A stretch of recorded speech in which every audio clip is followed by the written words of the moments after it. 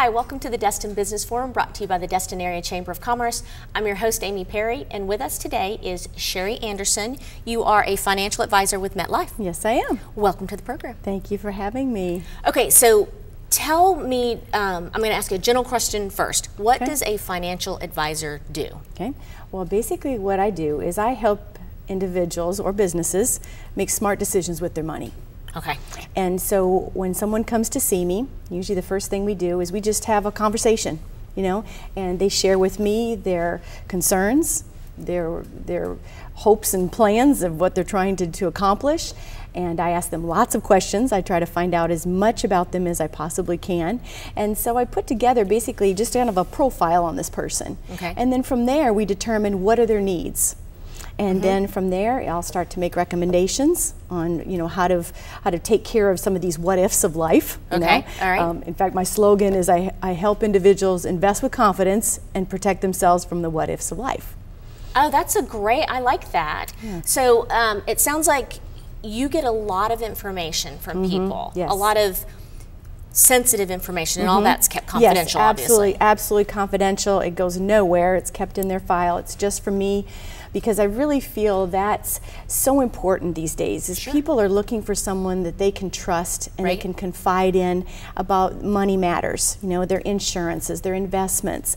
You know, it's so complicated, and there's so many things out there that they can do, and so they're trying to figure out what is the best thing for me. You know, and I don't make blanket recommendations. You know, my recommendations are based on that individual, what their needs are, their goals, what they're trying to accomplish. Right, not one size fits all. Absolutely not. Every person's plan and recommendation looks different. Okay, and a financial advisor, I would assume that you have, like, not just anybody can be a financial advisor. Oh no. I mean, I'm one for my family, for my husband. Your husband, that's anybody right. No, that's right. I'm joking, obviously, but you do have to have training. Oh yes, oh yes, yeah. In fact, I've been in business for 23 years now. Okay. I think that's one of the things that kind of sets me apart. Sure. Is there's a lot of turnover in this industry, and I've been here in Okaloosa County the whole 23 years. And I have a Series 7, which is the highest securities license that you can obtain. Okay. And I have life and health and you know, all the licenses that are required. I've got. You've got them. Okay. Plus so the years training. of experience. I think a lot of times, you know, we can do the book work, right? Right. But then it gets down to real life. Actually and, applying you know, it. and applying that. And I think there's nothing that replaces that experience. No, and you know, absolutely. I've been through all the late 90s where you could do no wrong in the investment world, and then through the 2000s where we've been dealing with so much volatility. So I can tell people I've been through the best of times and the worst of times. Yes, and you got that. You know, experience is a great teacher. Yeah. Yes, it is a good does teacher. say a lot, Cherie, that you've been here for 23 years. Okay, so when I think of financial advisor, I think, okay, that person has $1 million in the bank or $500,000 in the bank, and they really do need a financial advisor probably. But maybe somebody who doesn't have that much money,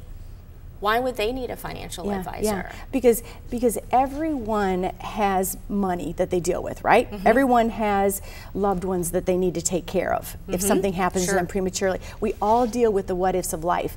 You know, what if I die too young? What if I live too long? What if I become disabled? That second question is one that I heard my dad say. He retired pretty young, and I heard him say, you know, I want to live a long life, but I don't want to outlive my money. Yes. And I just thought, I guess that, you know. Yeah, you don't think about that until you get ready to retire, and now there's no more income coming in. Sure. So now you've got to live off of what you built. And that's really what I do. Probably, I would say 75% of my clients are in the retirement years. Okay. They're just pre or into retirement. And so with those individuals, you know, I understand those concerns. I understand their tolerance to risk, and I understand what they're trying to do.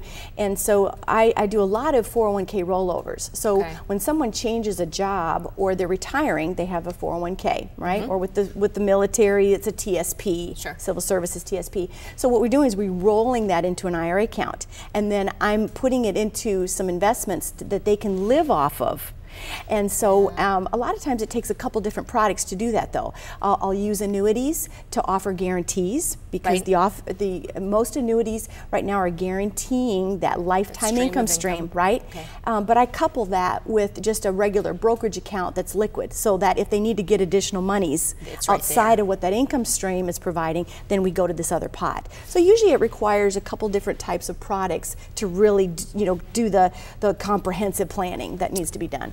And I can speak from personal experience. When I worked for the government for a while before I came down here, and I was in the thrift savings plan, the TSP, and took it out, rolled it over into a, never do this, people, into a self-directed IRA, and it was late 90s, and I was so smart. I mean, I have a degree in finance, but I couldn't believe how smart I was and how much money I made, and then it just went, because I didn't know what I was doing. I really didn't, you know, I was young, so I could tolerate the risk, but, you know, looking back, I was like, oh my goodness. And I also remember when I was looking at that plan, somebody said, you know, think of your retirement as a 3 or a 4-legged stool. You know, you have your Social Security, maybe. Now you have Social Security. But, you know, and it'll probably still be around, but it may not be as much percentage-wise. It could be taxed. It's going to be later before you can start drawing, things like that. And then you have, if you've saved yourself, like in a thrift savings plan, in an IRA, and then if you're lucky enough to work for a company that provides some kind of pension. And then it's savings, and you know, manage all of that. So we're looking at, you know, what are the sources of income? You know, what are their needs going to be? I always recommend my clients do a budget. You need to know where your money's going. And so the budget helps us to determine what are their monthly needs going to be in retirement. And so what do we need to supplement that pension? What do we need to, you know, and unfortunately the pensions are becoming a thing of the past. You know, so more and more individuals are having to develop their own pension. You know, and it's a double whammy because people are living longer and pensions are. They are. And I don't know why. I mean, I think it's a sensitive subject with everybody. I had to address this with my mom fairly recently, and getting a budget out of her was so hard. It's the B word. Nobody wants to do a budget. And I just thought, oh, just do a budget. It's no big deal. But you know, we had some chats about it, and it's, you know, it's kind of your life out there, and it's hard. I mean, there's no judgment at all, but it's still hard getting people to do that. So I applaud you for it. I could ask you literally probably 30 minutes of questions just about this. This stuff is interesting to me when I'm you know, forced to talk about it. I know there's people so much don't like to it. but yeah, it's something that you have to do. But unfortunately, I have to go to upcoming events. So I hope you come back and I would love to talk some more about what to. people should do. And I'll take notes. Thank All right, you. upcoming events. We have on Thursday, February 27th, Business After Hours will be at Travinia Italian Kitchen at Grand Boulevard, 5:30 to 7:30. Tuesday, March 11th, the Leaders in Business Lunch will be sponsored by Children in Crisis, and that will be at the Palms of Destin Resort and Conference Center. Thursday, March 20th, the Multi-Chamber Business Expo, Destin, Greater Fort Walton Beach, and Niceville Valparaiso Chambers are all going to be involved in that. This is the 7th Annual Business Expo, sponsored by Advanced Dermatology and Skin Care Center, Simple HR, WJHG, WECP Television. The location is the Emerald Coast Conference Center, and that will be from 4 p.m. to 7 p.m.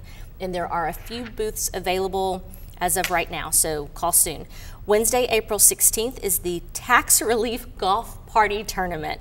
That will be at Kelly Plantation in Destin. It's a 1:30 shotgun start, and sponsors and teams are available. I hope to see you there, and thank you for watching.